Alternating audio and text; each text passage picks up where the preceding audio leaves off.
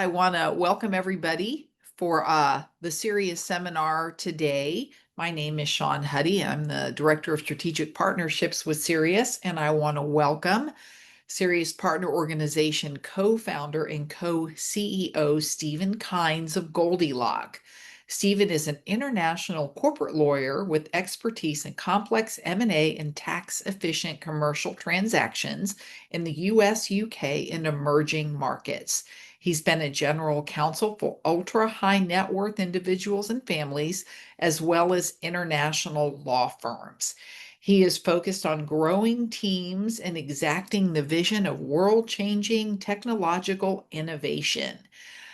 We'd like to welcome Stephen, and he's going to give you guys a security seminar with the focus of 4 deadly sins of cyber. And then before I kick it to you, Stephen, I'm going to mention that the Chief Technology Officer from Goldilocks, Richard Bate, will be on campus tomorrow, and I will be sending out an email inviting students to come meet him. I'm juggling and Jenga-ing the schedule right now, so be on the lookout for that email. And I give it to you, Stephen. Take it away. Thank you, Shawn.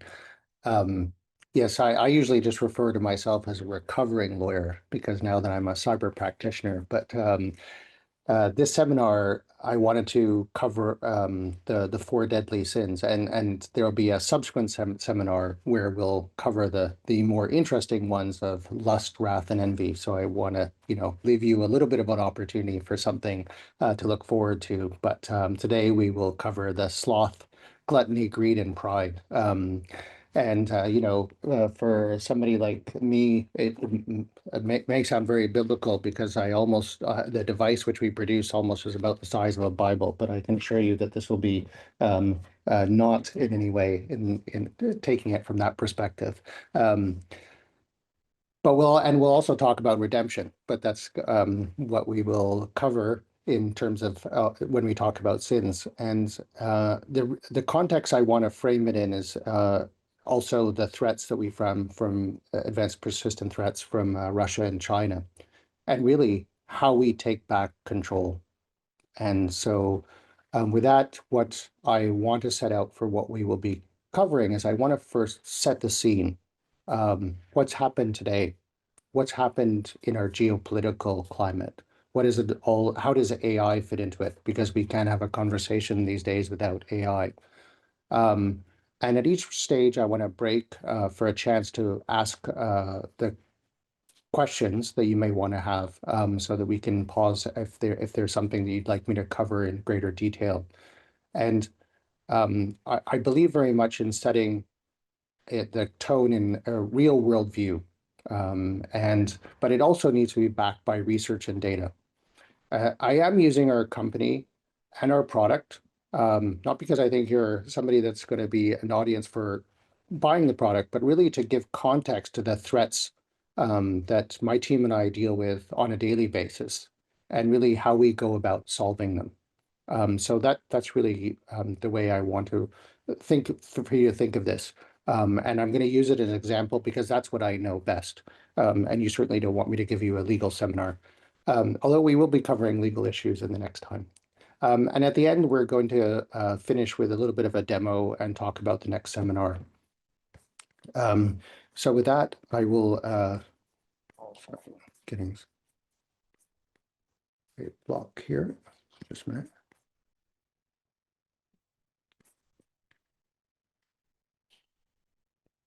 So in Wolverhampton today, which is a town in our north of England, or actually the middle of England, we have an example of where the significance of cyber really comes home. The Jaguar Land Rover attack was huge. It took down one of the most storied car brands. You're familiar with Jaguars from certainly from James Bond movies, and Land Rovers, if you've ever gone cross country, a little bit smaller than many of your SUVs, but still quite impressive. That car industry employs up to 130,000 people. So, and that's within all of the context. So it shows you how big a cyber attack like that almost crippled and almost went bankrupt this storied industry. But it was the UK government that we're able to provide loan guarantees for them just to survive. That's the cost of cyber. And it's talking about, for the first time, we're not talking about tens of millions. We're not talking about hundreds of millions. We are talking about billions. That is the cost. But as it turns out, we're actually in the same town as Jaguar Land Rover, where they went to work today. That's an article from today's paper. And we never stopped working to find solutions. And there you see Rich Bate, that is actually not in Wolverhampton, but in fact in Indiana. And that gives you an example of what we do in Shipshewana, Indiana, a few hours north of where you are in Purdue, where we are building our technology as well, using only NATO parts, and ensuring supply chain integrity. So making sure that none of those parts come from any of the hostile nation states, in particular from China. And as an added bonus, a lot of our, because Shipshewana is mainly an Amish community, we don't really have to worry about them stealing our IP. Now moving on to the global context. Advanced persistent threat actors know no borders. There's no need to travel to wage a cyber warfare. We first need to acknowledge that we're losing this battle and that the existing systems don't work. You're not going to win a code war against Russia and China. They have too many people, too many opportunities, and harnessing AI allows them to exponentially increase those attacks. Now, North Korea and Iran are, of course, APTs that we are concerned about, but Iran's pretty hobbled these days, and North Korea mainly likes crypto. So it has a little bit less of a focus on CNI and OT, which I want to cover, which is the true threat to life, and the threat to our way of being. And we saw that with Salt Typhoon in the US, when we identified that level of threats. We ourselves are deployed in Ukraine, and we work all along the Russian borders. So, and in Taiwan and in Southeast Asia. So we face the enemy head on.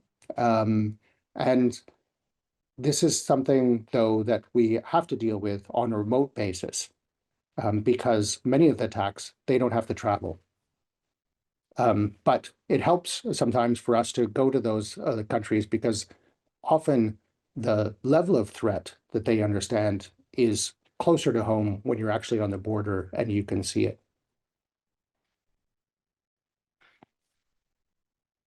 One of the main messages I want to get across is the issue that we're dealing with is the constant connectedness, and how we deal with that. And so a lot of the 4 deadly sins that we'll deal with is in some ways increasing that cyber attack surface and dealing with it in the wrong way.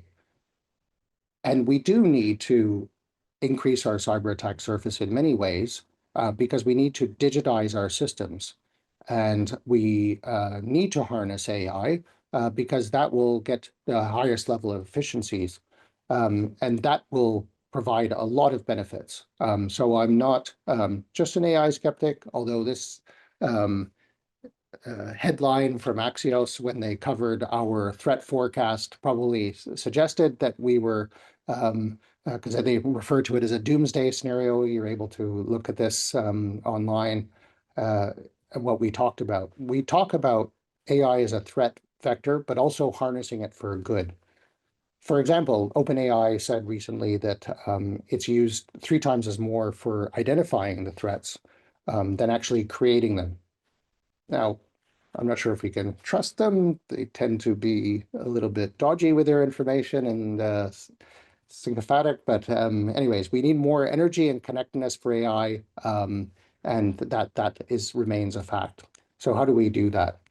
Well, we're not going to pull cables. We're not Luddites. I mean,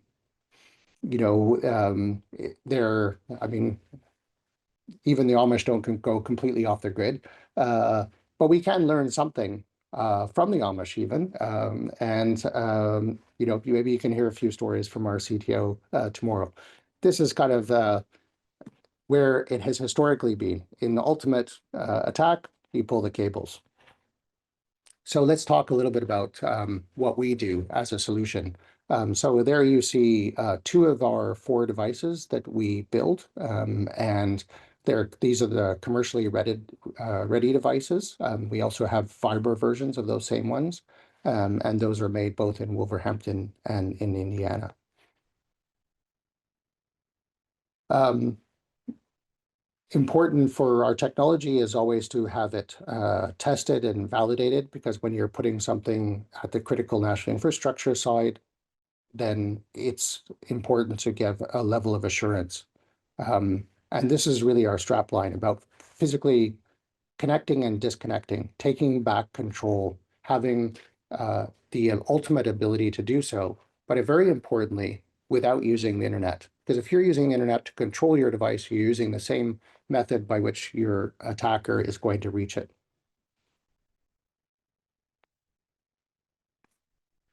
So I'll actually show this to you a little bit in the demo to show you the different forms that we achieve this disconnectedness. The first is that you can think of it as a reactive physical isolation to contain a lateral movement, or you can think of it in terms of the preventative nature, which is the way Ukraine uses it in their energy grids. Obviously, they're the ones that experienced um, a full attack that caused loss of life in 2015. They were prepared for the 2022 invasion, which is why you can see that together with our technology, there's not been a single successful cyber attack on the energy networks. A lot of physical attacks, but they haven't breached through. One of the third one is really important because one of the biggest attacks in operation technology networks come from the fact that you have, and also in IT networks, that you have 24/7 access from third parties. We saw this recently with one of our biggest retailers in the UK, where they had an excellent system, but unfortunately not their suppliers, who were then the backdoor form of access. And it's a very simple way to control that if you control it from a physical connection point of view. And that is simply to have limited times of access when you have a certain level of vigilance. Even more importantly, and this is something we do as well, is you harness existing technologies that are out there and use APIs to have those levels of control. I just thought I would give you an idea of the people that are behind us. This is just 5 of the 25 that actually exist in our team. This is the management team. My co-founder and I are both ex-military Canadians, and we have, a brilliant team, and this is something that I want to talk a little bit about when we talk a little bit about the careers, that it's not just about code jockeys and those who are at the level of traditional cyber at the higher level of the OSI layer stack. We're operating at OSI layer 1, and that requires a different level of thinking. So I'm just going to pause right there briefly, and in case there are any questions, but we can also take questions at the end. Okay. But I'm not sure if I will see it or if Mike will let me know. In that case, I will continue on. Let's talk about sin. And let's talk about sloth. So we have a very agile, very fit adversary, a very motivated one. They're motivated by a level of combination of misinformation, that they believe that they're doing the right thing by disrupting our way of life. They're motivated by financial incentives, whereas we are sitting at the status quo. So our threat vectors, I spoke about the fact that we often spend our times right up on the borderlines of the Russia and Chinese threats. Why? Because it's a great motivator. When you're slothful, and comfortable wherever you may be, far away from that attack, it doesn't seem as prescient as if you're sitting, as one of our team members was recently in Tallinn while MiGs were flying by, or in Poland when the drones were coming across and the attacks were happening. That's the situation we deal with right now. And a lot of this has led us to have a lot of legacy architecture with slow patch cycles that we don't really change. We have really no idea what is there, and we're often taking an approach that, as I said, is at the higher layer stack because we're familiar with that and there was our layer stack. But then what about the physical layer? What about OT networks? We need to actually break those down if we are going to be agile. And we need to see the size of the problem. I refer you again to the size of somewhere Jaguar Land Rover. That is something that is crippling. It could have crippled also a nation if suddenly a car maker like that went bankrupt, 130,000 people are out of work. The consequences on this country would have been huge. So we need to think of ways of dealing with that. And part of that we see is in compartmentalization. So breaking down the problem and keeping it simple. So one of the ways we do that is we use physical network segmentation. So in as I showed you before, just holding up on the screen, you can see here that in our device, for example, each of this device alone holds 4 completely separate networks.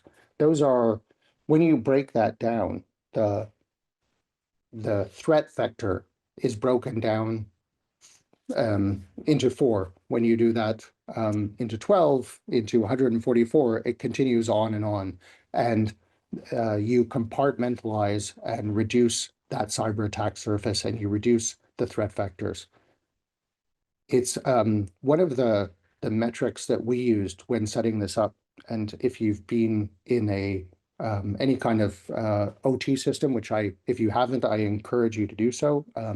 There's some virtual ones on campus, and to go to a SCADA network, look what it actually looks like, because it's very different than looking at an IT stack, is to keep it simple. In many ways, we say we're the ones that pull the plug. It's in a very simplest form, but we also put it back in again. We're the physical connection controller. That's the simple way. Another line is our CTO's grandmother was able to set one up of one of our devices in 7 minutes. So it's very important that we think of those terms especially when we think in operation technology and we're dealing with legacy architecture. How do you have something that's plug and play when you're dealing with very bloated systems? And how do you compartmentalize so you break down, so then you become more agile and we deal with the problem in parts? So an excellent program that has recently been launched by NATO is called the Rapid Adoption Program. And we were one of the first ones to be able to sell it directly into NATO on what's called the Diana program, and have our technology deployed in their networks, and experiment with others that are doing some of the most cutting edge innovation across NATO, and find ways of cooperation. And this will be something that is important. So let me get to gluttony. As we spoke about, there's a lot on the menu. If you go to a lot of cyber conferences and trade shows, you can see all sorts of solutions. And there are sprawling estates of technology, and there are budgets, and there are people who react to an attack like that and say, oh, we need to spend money. That can also lead to an exponential expansion.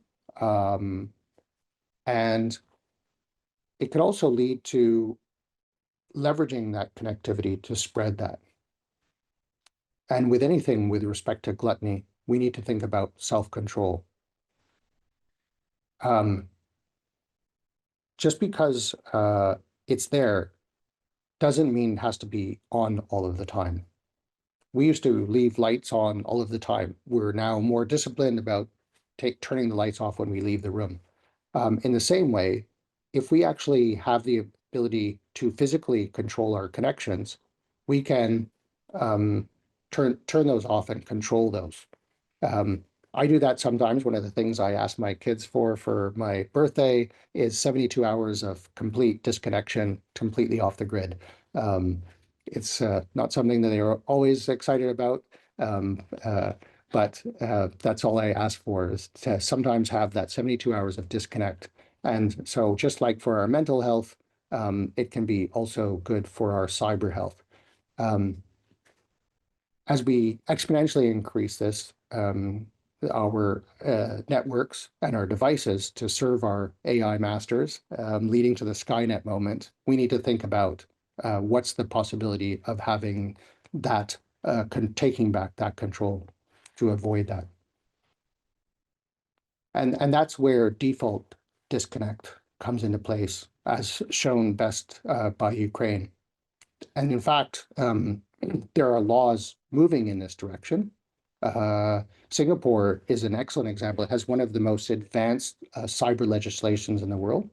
And they actually have a statement that network ports and services should only be connected when necessary.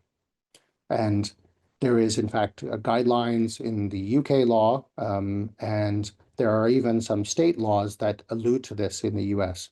And this is something that I'll be covering in the next seminar as well, talking a little bit about these default disconnect policy and legislation changes.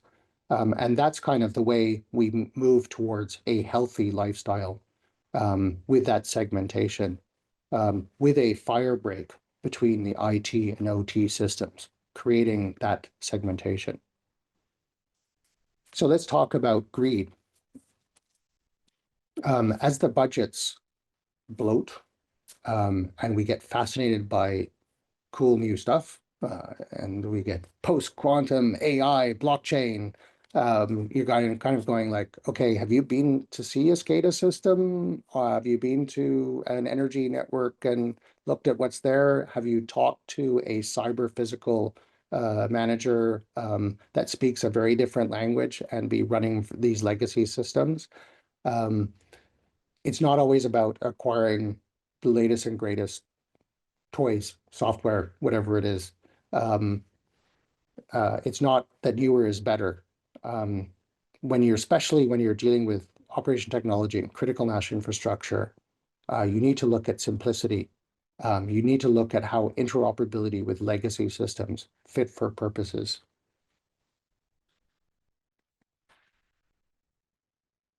So one of the ways that we do this is we designed it so that it is interoperable.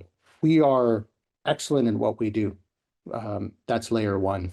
There are a lot of people that do SIEMs and different intrusion detection systems. We're not trying to replicate what that is or sell somebody that, because what is important is the interface of those. So the API that works together with that.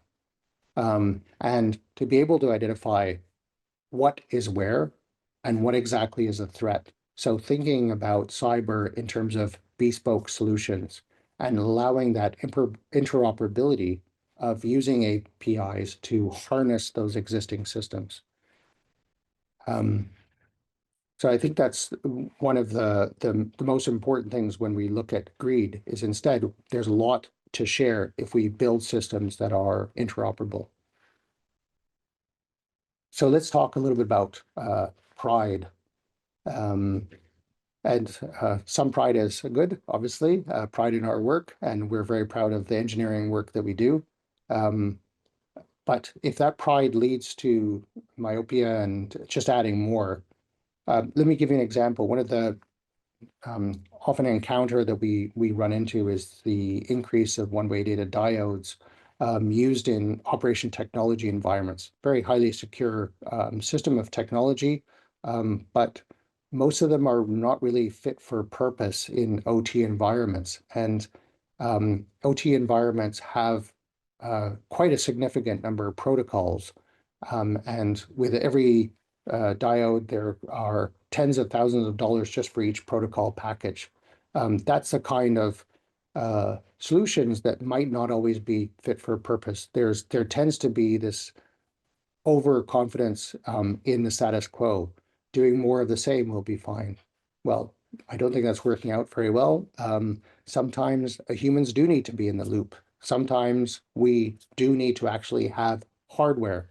Um, Look at how much we've ignored the layer one. And one of the things I think the great changes in cyber strategies is actually the talk of resilience. There are no foolproof solutions. And I've been to a lot of conferences, people, shilling their own coin, talking about all their solutions, about how it's the be all and end all.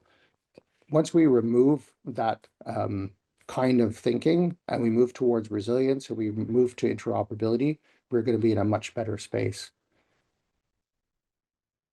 So it's an arms race that we would lose if we just focus on code. And we need to be aware of that. It is not the ultimate and end solution. There needs to be a focus on resilience, and there needs to be thinking about those legacy systems and how we control the contagion. So you're probably asking, when do we get to the fun stuff? Lust, envy, and wrath. Yeah, sorry, you're gonna have to wait for the next session. But I will pause there in case anybody has some Q&A. Okay. So I'm going to go to the third part of this seminar. And I've put this into the topic of practical because I thought there was three areas that I really wanted to cover. First is return on investment, and the way that somebody like me as a founder of a cyber company will talk to a customer, and where I think it's really important for you to think in terms of your cyber careers, how important that is. And it's in the context of the deadly sins. As long as we are focusing on greed and gluttony and pride, we're not going to think about what the true return on investment is. And the second I'm going to cover is sustainability and safety, and then talk a little bit about career paths. So this is probably not news to you.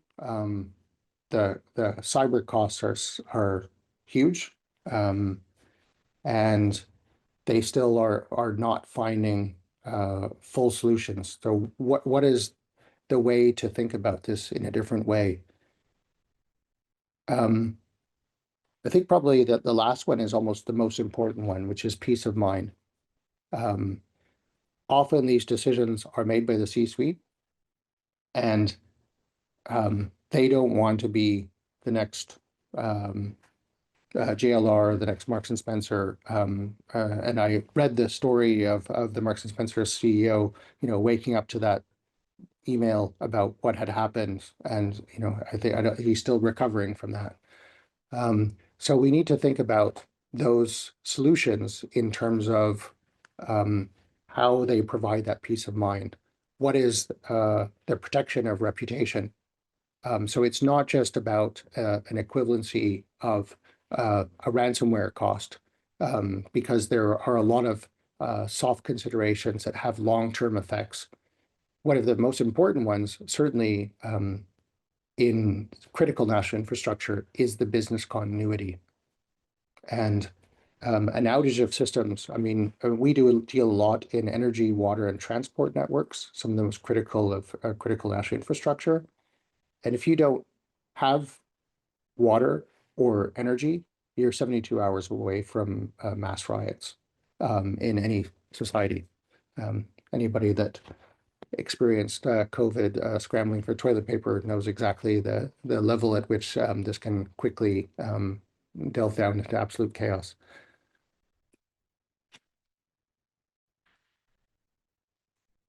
The levels at which you can apply these cyber techniques and the ones that I've been talking about are very widespread. I've talked mainly about critical national infrastructure because that is the first level at which we concern, as I talked about in terms of energy, transport, and water.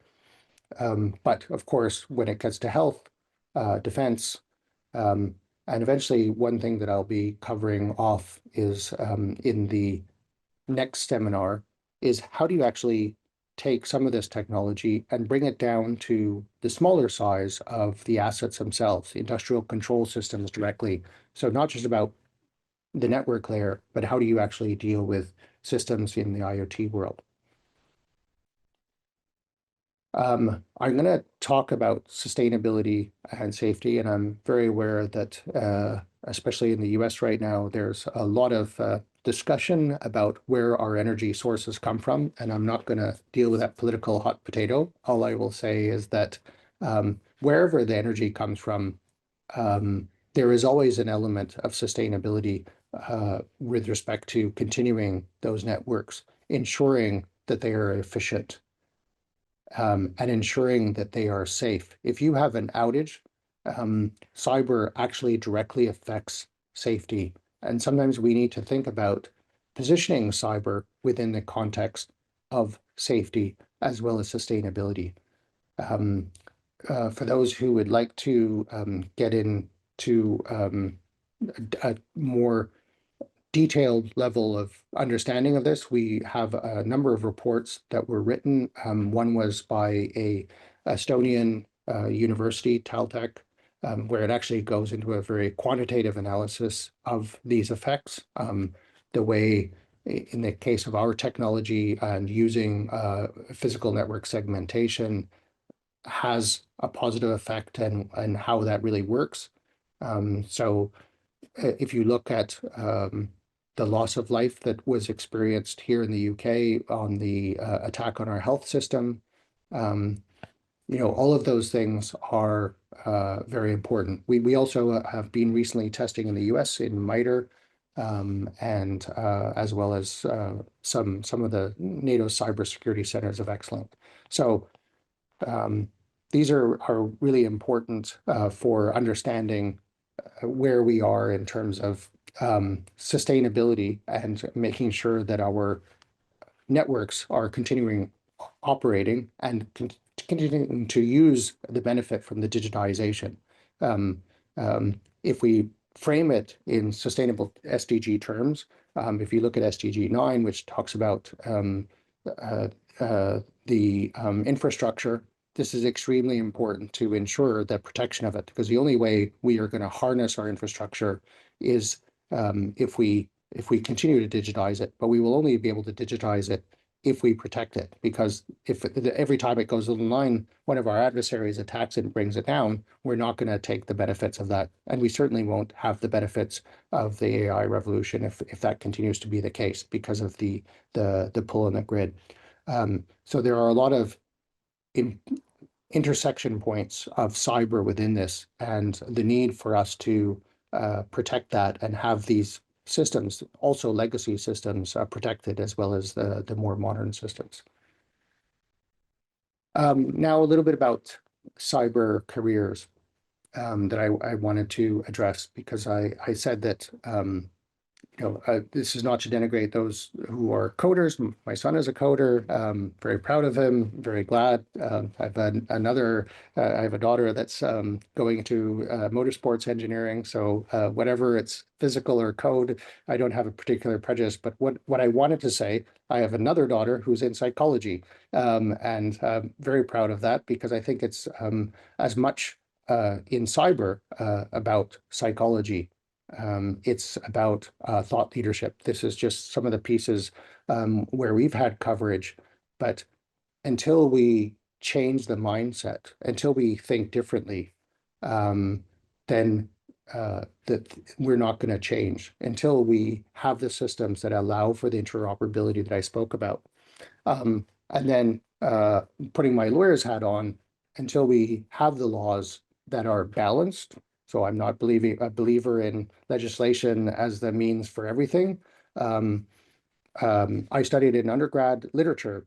It's about conveying the story, about ensuring that people understand what the frames are. The moment you say, if you go home for Thanksgiving and you say, I'm in cybersecurity, and they're like, oh, and then the eyes roll, almost as much as they rolled when I said I was in law. So how do you tell that story and frame it within the everyday situation?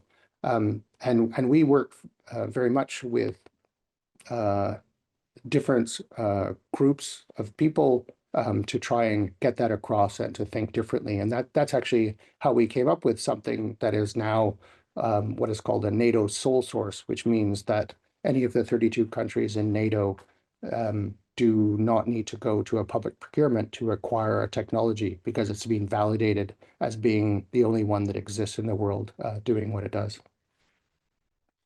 So gonna move into the last part of my seminar, which is a demo. I'm going to do two parts. One is to just show you a short video. Just threw that up there. Just kind of an interesting thing about what AI says about us. Let me just see if this. So this, I don't think you can hear. It's just a bit of a visualization. Superior workmates technologies relates that shows that how you have a physical disconnection with our technology. This is a video that's publicly. So as you can see, this is one of our 12-port devices. You can see when it's green, there is the ability to have that connection. So now I'm going to well, I'm going to also show a final demo. So let me just exit this. Just bear with me.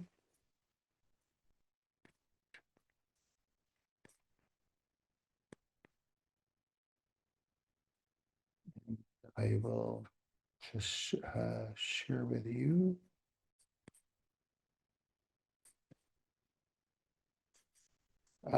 So if you see, there's a device which is sitting in Wolverhampton, this is the UI that interfaces with it. You can see that one of the ports is green. That means it is in a connected state. There's a camera on the device. You can see that you can operate that this way. There are a number of people on the permit list who are the only ones that actually can interact with the device. You can see that we've set a scheduling for one of those ports that allow for that connection to take place during certain times. And we track every interaction with the device so that you have a true overview of the networks. And this is the API that I was speaking about, where you can connect with your different systems. And you'll see that I'm taking my phone out and I am sending a note. So imagine I get from my intrusion detection system a statement that there's a compromise or a vulnerability, and I want to disconnect the first port, which is currently connected, and you can see I'm one of the ones that have the access, and it is disconnected. And that was done using my phone for a device that was sitting hundreds of miles away, and it did so instantly. So I did the equivalent of physically disconnecting. So with that, I'm going to leave a little bit of room for questions.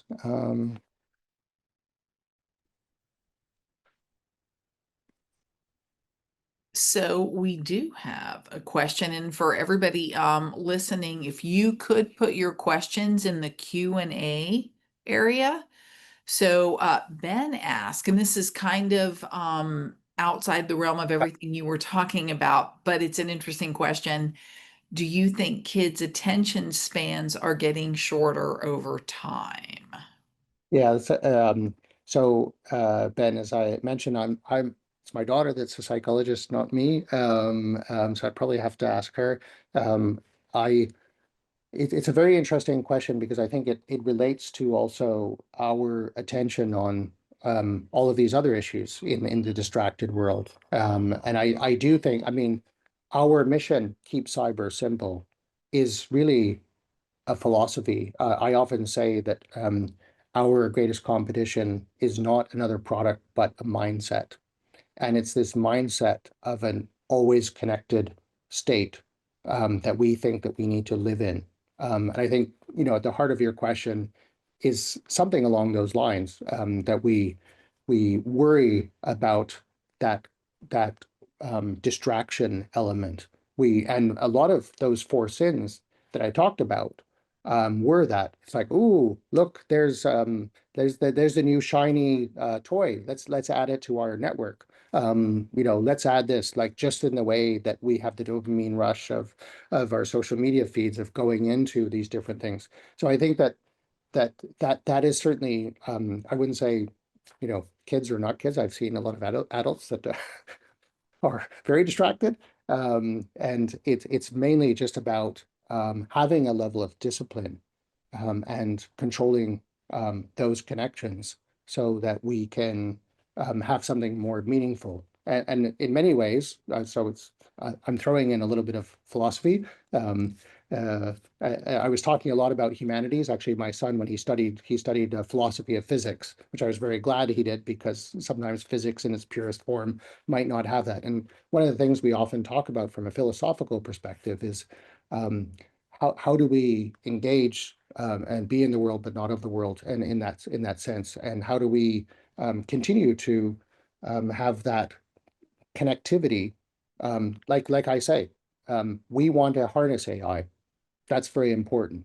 We want our kids to have. I saw when my daughter recently started university, my youngest daughter, a couple of months ago, how great it was that she had those social networks, and that she was connecting with everybody. By the time she got to her first day of university, she knew 10 people. When I got there, I was, um, well, I went to military university, so it was a very different experience. Somebody was yelling in my ear right as soon as I landed, but it was a different experience. But so I think that we have to look at it from a balanced perspective. As I said, I'm not a Luddite, but I do think that we need to think about ways of controlling that connection.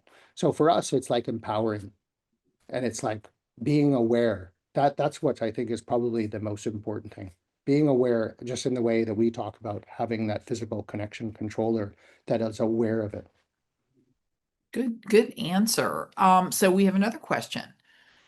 And this is from Andrew. What do you think is going to happen to data that has already been harvested on Q day? Um, yeah, I don't think we have harvesting data, um, much of an opportunity to scrub and wipe systems. Um, and I think it gets down to a situation. Sorry, actually, I'm going to have to clarify. When you say Q day, you are talking about, can you please clarify it before I? Yeah, I Andrew. just looked that up. Oh, So when quantum computers become Oh, reality. sorry. Okay, the post-quantum. No, sorry. Okay, got it. oh, Yeah, got it. okay. Um, so we've been certainly examining um, PQC and how it affects our devices. And I am not. I've been on a lot of programs with quantum experts, which I am not one. So all I can say from my perspective is we are trying to be post-quantum proof in certain ways, and we have to keep looking at all those technologies because it's a true threat. But there are certainly brighter minds than me that know a lot more about Q day and its after effects. Um, I'll try and keep you protected as well, especially for the Skynet moment. So Awesome, thank you. And I don't see any other questions currently, but it does look like we will have student opportunities sometime after 2:30 tomorrow, still finalizing everything, but students that have interest in meeting with Goldilocks Chief Technology Officer Richard Bate, be on the lookout for an email from me. great. And thank you very much for your support. I look forward to meeting you some when we're next on campus.